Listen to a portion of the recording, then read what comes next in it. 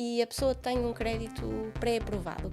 Qual é os passos seguintes? Nem todos os bancos são os adequados aos clientes, nem todos os clientes são adequados Claro, àquele sim, banco. sim. Nós enviamos ao cliente as propostas, não são simulações. As simulações o cliente faz na net. Nem sempre a prestação mais baixa é o crédito mais baixo. O pior dinheiro ou a forma pior que nós temos de o gastar até ao momento em que precisamos dele. Até que percentagem de financiamento é que o banco poderia ir por imposição? Ter acesso ao 100% de financiamento quer dizer ter condições para pagar os 100% de financiamento. O que é que acontece então em caso de incumprimento, se o mutuário deixar aqui de liquidar alguma prestação?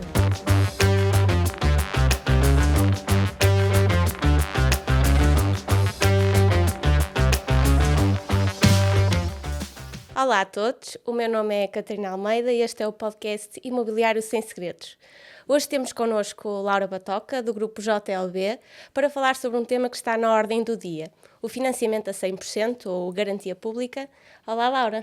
Olá Viva, bom dia. Tudo bem? Tudo bem? Bem-vinda ao nosso podcast. Muito obrigada por ter convidado. Antes de mais, acho que é importante para as pessoas lá em casa saberem qual é a experiência profissional da Laura.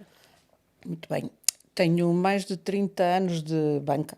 Foi aí que comecei. O crédito sempre foi algo que me fascinou, gosto, não só pelo tema em si, mas sobretudo porque aquilo tudo que ele traz, crédito, é poder ajudar as pessoas, é fazer sorrir as pessoas que conseguem algo de novo na sua vida, que de outra forma não poderiam. Eu sou do tempo em que os nossos pais compravam porque tinham dinheiro. Agora está fora de questão. Hoje em dia as coisas são um bocadinho diferentes, não é? Crédito, Precisam de crédito. exatamente. Pois, eu acho que podemos começar por aí, porque a verdade é que hoje em dia grande parte dos portugueses, e não falamos aqui só dos jovens, têm sempre que recorrer ao financiamento bancário para comprar um imóvel. Longe é o tempo em que as pessoas recorriam a capitais próprios, certo?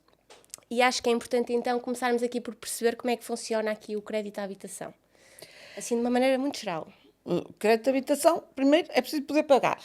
Ok. Começa logo por aí, porque se não puder pagar, os bancos também não vão financiar. Primeiro, é preciso saber se efetivamente, falando muito sério, é preciso saber se efetivamente nós conseguimos suportar um crédito de habitação. Tem que ser muito bem planeado. Não é ir comprar uma casa, é poder comprá-la. É saber o que é que, até onde podemos ir mensalmente, o nosso esforço que nos permite pagar, para depois não sermos surpreendidos. Não é fazer de um sonho um pesadelo autêntico, não Exatamente. é? E como é que nós podemos perceber se temos essa capacidade, de que maneira, até onde é que podemos ir na compra da habitação? Como é que uma pessoa que neste momento está a pensar que quer adquirir um imóvel, não faz ideia o que é o primeiro passo a dar, o que é que pode fazer?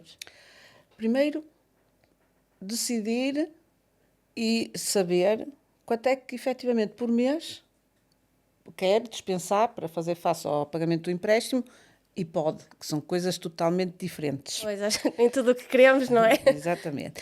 E depois procurar um intermediário de crédito. Eu, por exemplo. Muito bem. Porque sou o intermediário de crédito, a pessoa indicada para nos ajudar a chegar a esses números. Como disse, uma coisa é aquilo que nós entendemos que podemos e queremos, e outra coisa é o que os documentos dizem, aquilo que depois vai servir de base e apoio aos bancos, ao analista de crédito, para permitir a chegar ao valor que efetivamente podem... A pessoa está disponível para exatamente, pagar. Pedir de responsabilidades somadas, porque a nossa taxa de esforço, que é daí que vem tudo, gira tudo à volta da taxa de esforço, não é só a prestação da casa, é todos os encargos que nós temos somados. Sim. E tem que haver uma margem, a chamada taxa de esforço muito badalada, são os 35% do valor que nós declaramos, dos nossos rendimentos, e temos que fazer contas de modo a não sair muito desse valor. Ou seja, todas as nossas responsabilidades somadas não devem ultrapassar 35% do nosso rendimento. Então, por exemplo, uma pessoa vai ter com a Laura, quer perceber aqui como é que vai poder comprar o seu imóvel e, em primeiro lugar, a Laura vai pedir documentação para perceber aqui o quê? A situação financeira, profissional da pessoa, qual é a sua taxa de esforço, se tem aqui algum historial, é isso mais ou menos como funciona?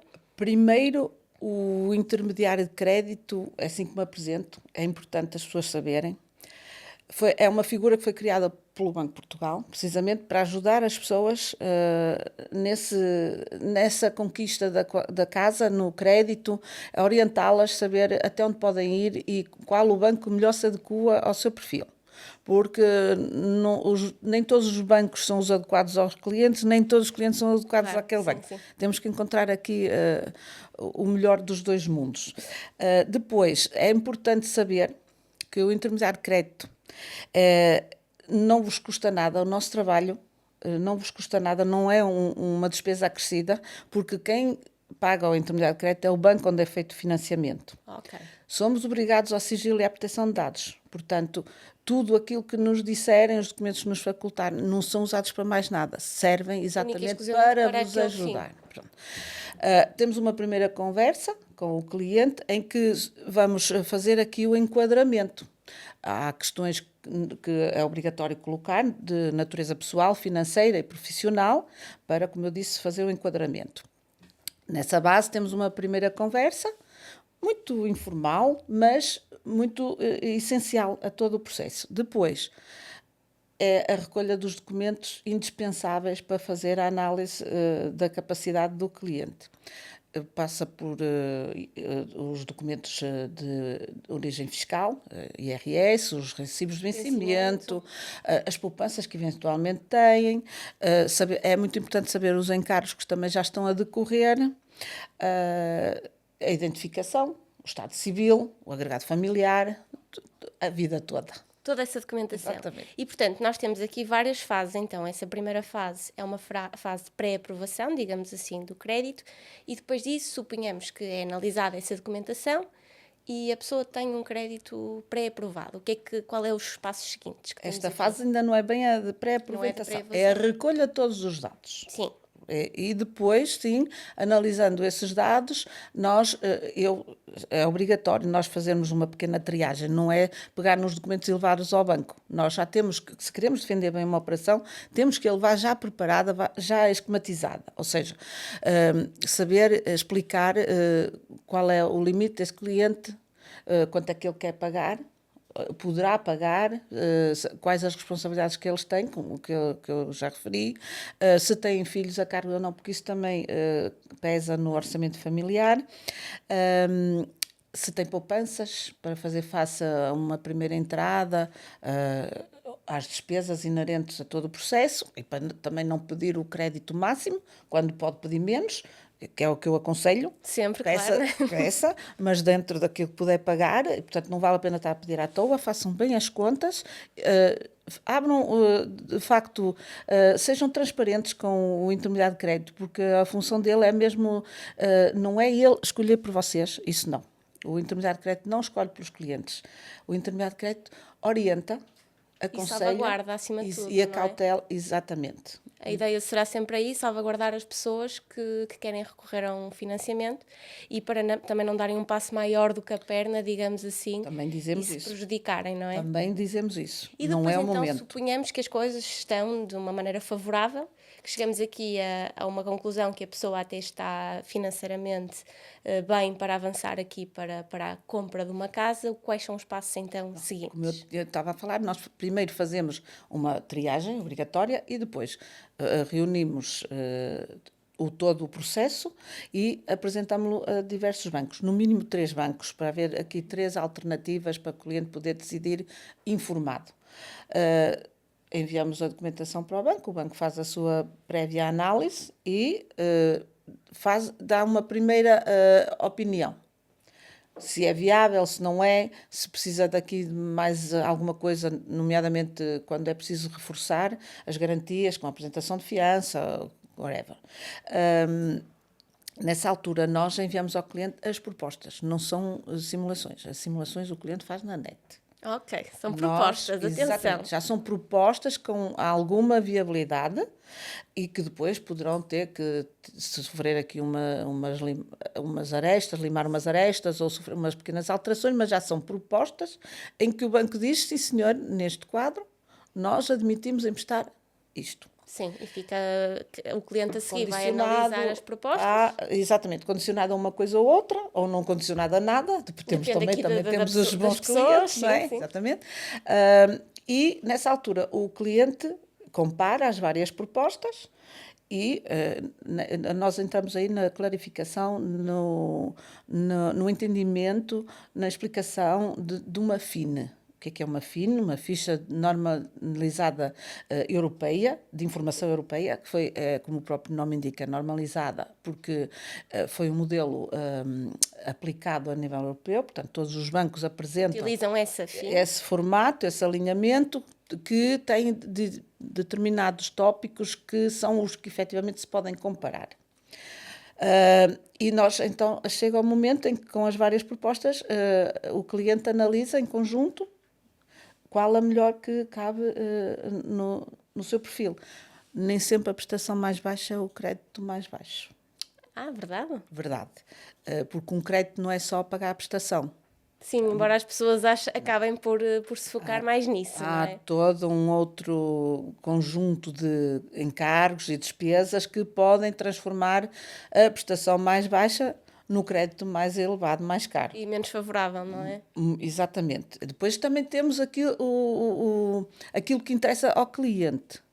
Há clientes que preferem taxas fixas, outros porque dá um certo conforto, uma tranquilidade, sabem que isso não vai passar daquele valor Sim, de prestação estão mensal. seguros, não é de que todos os anos é aquele valor que vão ter que liquidar. Há outros que já não querem ficar à mercê de uma taxa fixa durante muito tempo, admitem até pagar uma mais elevada à cabeça, nomeadamente neste momento que a taxa Euribor variável, com um spread adicionado, ainda está mais elevada, mas já está num sentido muito simpático, já está a ficar muito mais simpática que há São boas notícias. Exatamente. E também porque há clientes que prevêem fazer amortizações antecipadas, embora haja aí uma grande polémica porque queriam acabar com as comissões a 2%, mas isso ainda está muito, muito cru. Depois também podemos discutir noutro podcast. Isso neste momento não me parece, até porque ainda não está nada decidido. Que vai acontecer já.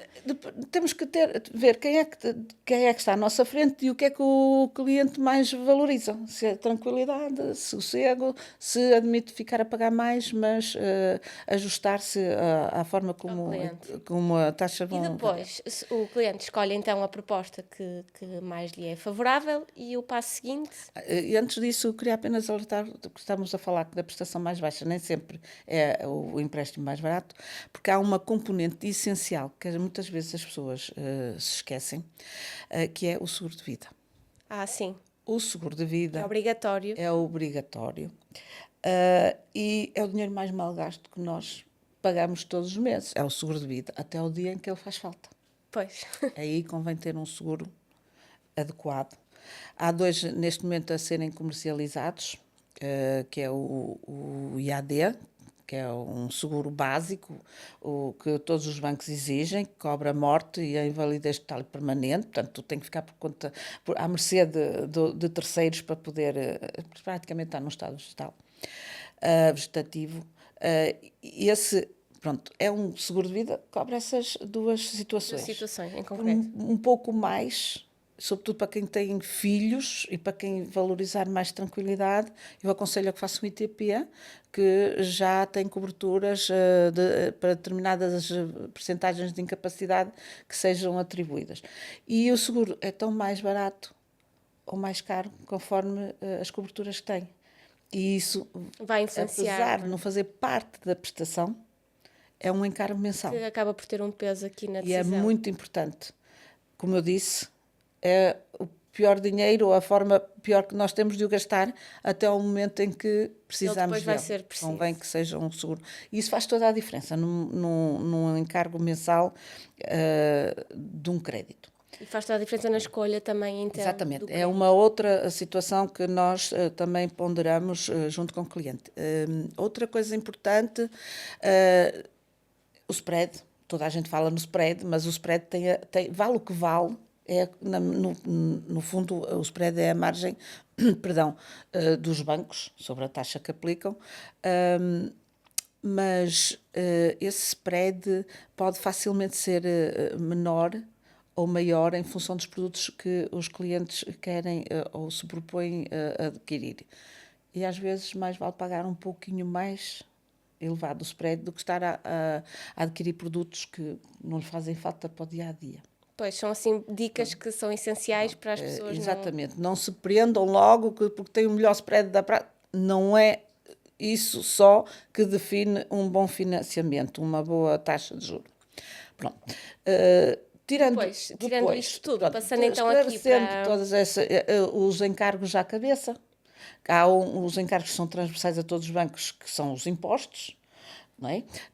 E os outros andam muito próximos uns dos outros, mas há campanhas, é preciso estar sempre atento às campanhas, porque há campanhas muito interessantes e que podem incidir sobre as comissões à cabeça dos empréstimos e que vão ter influência no custo final dos empréstimos, nomeadamente a comissão de avaliação, comissão de estudo, comissão de contratação, as escrituras, os honorários que são transversais e inerentes a uma escritura, variam também e um registro na hipoteca, tudo isso. O cliente decide. É este o banco que eu vou... Se já for cliente desse banco, ótimo. Facilita aqui o processo? Facilita o processo, agiliza, porque já tem conta, não é preciso ter esse compasso até partir para o passo seguinte, que é a avaliação.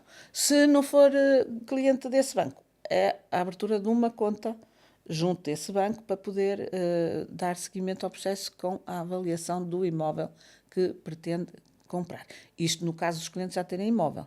Porque nós nem sempre fazemos este trabalho para clientes que já têm imóvel. Há pessoas que vão recorrer antes e depois é que vão procurar o imóvel que querem adquirir. E isso acho que é o adequado, que os clientes primeiro vão saber até onde podem ir. E depois é que vão ver realmente o imóvel. É muito difícil andar a ver uma casa de 300 mil, depois uma pessoa chegar à conclusão só pode comprar 200, pois não há nenhuma que sirva. Claro, sim. Acho que é um bom ponto de partida, primeiro saber onde agora, podem ir. cada vez fazem mais isso. Primeiro fazem a sua qualificação, entendem até onde pode ir e depois sim procuram uma casa adequada ao seu perfil. Aparecendo a casa, partimos então aqui para a avaliação do imóvel, que é um procedimento que é relativamente rápido, o agendamento da avaliação, certo? Sim. Depois da avaliação do imóvel, o que é importante aqui mencionar para partirmos para a escritura de compra e venda? Se a avaliação correr bem, se estiver dentro dos valores exigidos, de facto, são emitidas as chamadas cartas de decisão final, em que há um período de reflexão imposto por lei de 7 dias, a partir do qual podemos começar a fazer a escritura. Temos que reunir a documentação do imóvel. O bilhete de identidade do imóvel, caderneta predial, certeza, documentos a licença de utilização. Esses documentos não têm necessariamente a ver com o crédito, são sempre necessários para uma escritura de compra quando se compra um imóvel, exatamente. Reunidos os documentos, há que agendar a escritura. De compra e venda. E mútuo com a hipoteca. Exatamente. Neste caso concreto, a questão que nós temos aqui também importante, portanto, fica à partida, nós temos estas fases de avaliação do imóvel e eu acho que é importante percebermos aqui o que é que acontece no caso desta avaliação do imóvel quando a Laura diz que é ser favorável ou não. Portanto, qual é o critério e como é que a Laura chega ao valor que é preciso daquele imóvel? Por exemplo, dizemos que o imóvel tem que ser de 200 mil euros. Porquê que a avaliação tem que dar esses 200 mil euros? Para as pessoas perceberem um bocadinho... Tem a ver, essencialmente, com a percentagem que o banco exige que a casa valha face ao financiamento que se estão a propor emprestar. Em regra, os bancos confortavelmente não vão além dos 80% do valor da avaliação, peço desculpa. Se bem que há bancos que conseguem ir um bocadinho mais acima, até aos 90%, 85% e 80% são as percentagens mais comuns. Ou seja, se o seu imóvel for avaliado por um valor inferior, vai haver aqui um pequeno problema que é o seu esforço vai ser muito superior, não é? Muito. Vai ter que ajustar-se à diferença que tem à partida, também é o seu capital próprio, o seu dinheiro, que vai ter que compor a diferença entre o valor do financiamento e o que a casa tem. Daí que seja importante que a avaliação venha pelo valor que é necessário, digamos assim. Embora dentro das regras. Claro. Que os engenheiros não andam aqui a ajustar o valor da avaliação. E a nível de financiamento, e agora já partimos aqui se calhar um bocadinho para a questão da garantia pública para os jovens até aos 35 anos, a nível de financiamento, que agora diz que será a 100%, Antes desta nova medida, e para as pessoas em geral, até que percentagem de financiamento é que o banco poderia ir por imposição? Em regra, para um cliente português com rendimentos em Portugal, 90% do valor da escritura ou da avaliação. Porque podia acontecer É o menor valor. O menor dos dois. Depois há aqui outras nuances que têm a ver com também a origem dos rendimentos, se forem estrangeiros com autorização de residência ou cartão de estrangeiros com cartão de cidadão português, também é português, mas tem dupla nacionalidade. Também depois depende do país de origem, porque há países em que mais críticos são chamados. Países de risco, não é? Exatamente. Em regra eram os 90%. Sendo que, atualmente, e para os jovens até aos 35 anos, surgiu agora esta nova medida em que dizem que o financiamento vai ser a 100%. Para além de queremos aqui perceber de que forma é que esta medida vai influenciar efetivamente os valores do crédito à habitação para estes jovens e se eles vão efetivamente poder recorrer a este crédito à habitação, acho que em primeiro lugar é importante perceber a quem é que isto se aplica.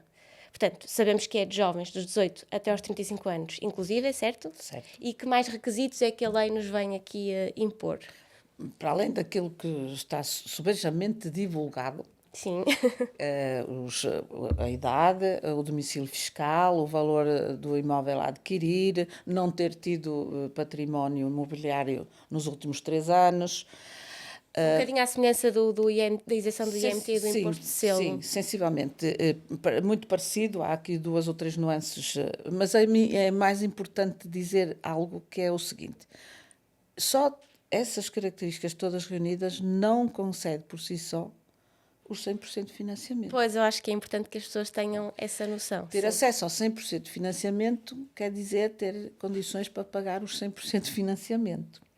Porque o facto de ser garantido os chamados 15%, até 15% que o Estado vai cobrir, garantir, não é o Estado que vai pagar. Pois, era essa a questão para acho que é continuam a ser os devedores, os mutuários, que vão ter que assumir e pagar esse valor.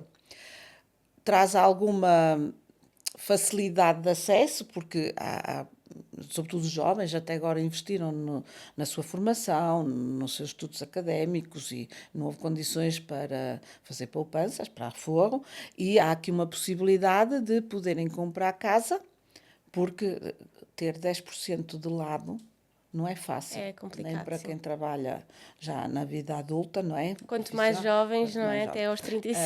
Vai facilitar, efetivamente, porque há jovens que vão para o mercado de trabalho, até têm condições para pagar um valor superior, mas não tinham o capital de entrada, não conseguiam comprar casa.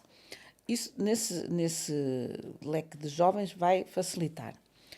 Agora, é preciso ter taxa de esforço, capacidade para pagar os 100%.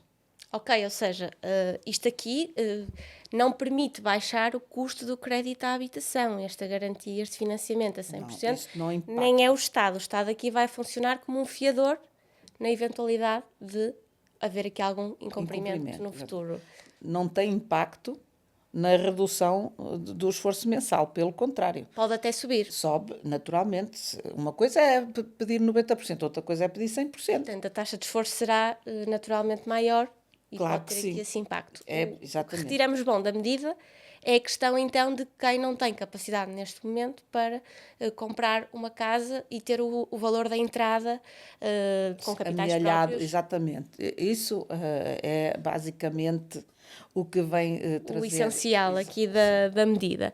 Portanto, em termos práticos, para alguém lá em casa que pode ficar assim um bocadinho confuso com esta informação, qual é a diferença, então, entre recorrermos aqui à garantia pública ao financiamento a 100% ou numa situação normal em que não recorremos? Alguém com 35 anos que está aqui a ponderar para onde é que deve ir a balança. A questão é que basta ter esses critérios elegíveis para ter automaticamente acesso a 100%, desde que o banco empreste. E o banco vai emprestar se o cliente puder pagar. Portanto, isto por si só, como eu disse há pouco, não é suficiente, portanto o cliente vai ter que ter capacidade para pagar. Se, por um lado, tem mais facilidade porque não tem que ter aquele valor de capitais próprios para pagar à cabeça, por outro lado, uma prestação, vamos dizer assim, na loucura, de 500 euros, passa a ser de 600. Ok. Ou seja, por mês têm ali um encargo acrescido porque superior. recorreram a um financiamento a 100%. Mas, embora não fosse legal, toda a gente sabe que muitos jovens e não jovens recorrem a outros métodos de se financiar, tipo o crédito pessoal, para fazer face a essa falha de Mas isso capitais será próprios. vantajoso? O que, Não é? claro que, quer dizer, é vantajoso do ponto de vista em que permite comprar a casa. Sim. Mas a taxa de juros é muito mais elevada, elevada, não é? vai trazer grandes constrangimentos de ordem de orçamento mensal, portanto são prestações muito elevadas, é um sufoco literalmente enquanto vigora o crédito pessoal, e na verdade só tem a vantagem de permitir comprar a casa, senão de outra forma não conseguiriam. Comprá-la. Exatamente. E relativamente aqui a limites ao imóvel em si, há aqui algum valor limite para a aquisição? Eu vou falar 450 mil, penso. Sim, isso para a garantia, mas sim, para a garantia. atenção que se quiserem ter os benefícios dos impostos, Já é diferente, sim, por sim. isso é que as coisas têm que já é um ser valor inferior. muito bem ponderadas, exatamente. Muito bem. E depois, aqui outra questão que também tem surgido, e ao nível, até a Laura falou dos impostos, da isenção de IMT e de imposto de selo, surgiu a questão, e entretanto foi clarificada, quando temos aqui um casal que quer recorrer à compra de um imóvel para a habitação própria e permanente, e um tem 37 anos e outro tem, por exemplo, 34. Ao nível dos impostos, há aqui o cálculo é feito a proporção, portanto, quem tem 37 paga o imposto e quem não quem tem os 34 não paga. Aqui ao nível do recurso ao financiamento, já está explicado como é que isto se vai processar? Isso são outras situações que os bancos ainda não clarificaram. À partida, pela experiência que tenho, não me parece que se possa conceder os 100%, porque o empréstimo é concedido em partes iguais, a dois titulares, embora sejam de idades diferentes, não há forma de financiar 100% a um e 100% ao outro, e menos 100% ao outro. Os impostos é mais fácil. Sim, O financiamento, lá está, são pontos que os bancos se estão a preparar exatamente para... Porque depois vai, além das orientações do Banco de Portugal, e desse decreto-lei, depois também há os entendimentos, as interpretações internas de cada banco, que vão tentar respeitar já o que está em vigor, em termos macroprudenciais, da taxa de esforço e da percentagem de financiamento. Não me parece que um casal que compre, não é preciso estar casado, duas pessoas que comprem, uma, apesar de ter menos de 36 anos, 35, poderá ter acesso a 100% e o outro não. Ok. Mas ainda será uma coisa, acho que dos bancos. Porque inicialmente os bancos tiveram até ao final do mês de outubro para aderir a este programa. Porque já está em vigor a lei. Já está em vigor desde final de setembro, 28 de setembro. E está até final de 2026, eventualmente, se o retorno for positivo, até poderá ser prorrogado. Mas os bancos, então, manifestaram o seu interesse e tiveram até mais de 60 dias, até ao final do ano, para criar condições para poder financiar. Neste momento, nós já estamos a fazer estudos de viabilidade com financiamento a 100%. Todos aqueles pormenores que nos vão permitir avançar ou não com o processo. Só cada banco depois, dentro do que for emanado pelo Banco de Portugal, é que vão decidir e permitir. Mas há aqui uma previsão de quando é que está disponível esta garantia? Como disse, nós já estamos a fazer estudos a 100% e acredito que em janeiro... Início do ano de 2025. Já comecemos a... Mas os bancos não são obrigados a fazer esta adesão ao protocolo? Mas, grosso modo, todos está tudo a aderir. Não quer dizer que depois, na prática, apliquem. Sim. Mas aderiram. Aderir à partida, estão todos a aderir. Muito bem. Uma questão que tenho aqui é, então, aderindo aqui a esta garantia pública, o que é que acontece então em caso de incumprimento, se o mutuário deixar aqui de liquidar alguma prestação? O que está determinado é que, ao segundo incumprimento, é acionada a garantia. Lá está. Isso depois, na prática, vai funcionar dessa forma. estão estanca ou não, ainda não sabemos. Isso é o que foi estabelecido e é ventilado. Contudo, o Estado só vai garantir 15% do valor de financiamento.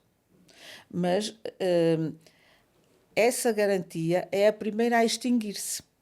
Ao longo do prazo do financiamento, nós vamos pagando, vamos amortizando, vai reduzindo a dívida. Portanto, se alguém quiser amortizar, vai primeiro reduzir aqui os 15% do Estado. Do Estado, exatamente. Muito bem. E se alguém então não cumprir, vai ser o Estado que vai responsabilizar-se até esses 15%. Somente até esses 15%. Mantém-se o mesmo risco. Pois acredito também o que o banco Estado tem até agora. possa pedir o valor ao mutuário, portanto fica ele com o direito aqui de depois responde perante o banco e depois, se calhar, o Estado resolve com o mutuário a nível de subrogação aqui do valor. Na primeira, pois, lá, isto... Ainda tem muito... Mas, em regra, é assim, o que está determinado é os primeiros 15% da amortização vão eliminando a garantia do Estado. Exatamente. Depois, passa a ser risco somente do banco. Muito bem. Há aqui um pequeno pormenor também é importante Tina. dizer que normalmente as garantias prestadas desta natureza fiança são submetidas a imposto social. No caso concreto está dispensado. Está O imposto dispensado de o garantia. imposto de Não se garantia? paga. Porque eu ia perguntar a nível aqui de impostos, se as pessoas ao aderirem a esta garantia pública continuam na mesma a beneficiar aqui da isenção do IMT e do imposto de selo para a aquisição, que é importante Sim. mencionar que imposto de selo não é Sim, só para a aquisição. Não, o do crédito mantém-se, tem que ser pago. Tem que ser pago, A isenção é esse só a mantém-se. nível do imposto de transmissão. Mas pode uma pessoa, uma coisa não invalida a outra, portanto, São- podem beneficiar das duas coisas, é Sim. isso? E têm na mesma as despesas associadas Exatamente. ao seu crédito. São benefícios e isenções autónomas. E para quem já escriturou, há aqui alguma... Não. Não há retroatividade. Não há retroativos, é Não. exatamente à semelhança do pagamento dos impostos. Muito bem, eu estava a ver aqui se há assim aqui alguma coisa mais que a Laura queira dizer a este respeito e, acima de tudo, o que é que acha que esta medida vai trazer aqui aos jovens e se é favorável ou não na sua ótica. Sim, claro que sim, claro que é favorável. Vai permitir que muitos jovens que neste momento nem pensariam em tal coisa possam equacionar num futuro próximo comprar casa. Aliás, de acordo com o prazo pré-estabelecido, tem 2 anos para o fazer. Sim, sim. Não sabemos se vai ser prorrogado ou não, portanto Convém que se aproveitem. adiantem a comprar casa. Exatamente, aproveitem. Acho que sim. Agora, confiem num intermediário de crédito, numa pessoa habilitada para vos ajudar, mas sempre tendo presente quem escolhe. São vocês. Sim, e já vimos que há aqui muitas nuances que são precisas ter em consideração, muita documentação, muita burocracia envolvida e as pessoas têm que ter aqui algum cuidado para estarem salvaguardadas e para recorrerem a alguém de confiança, não é? Há muita documentação, há muitos passos a dar, mas também tudo se resolve, não é Claro, nada claro muito que sim, difícil, claro que sim. muito complicado, com a pessoa certa. Está bem, Laura, muito obrigada por estar aqui, foi um prazer tê-la aqui connosco. Eu é que agradeço. Espero que lá em casa também tenham sido úteis as nossas informações. Qualquer dúvida que tenham, nós temos os nossos contactos aqui em baixo. Estejam à vontade para questionar e até uma próxima.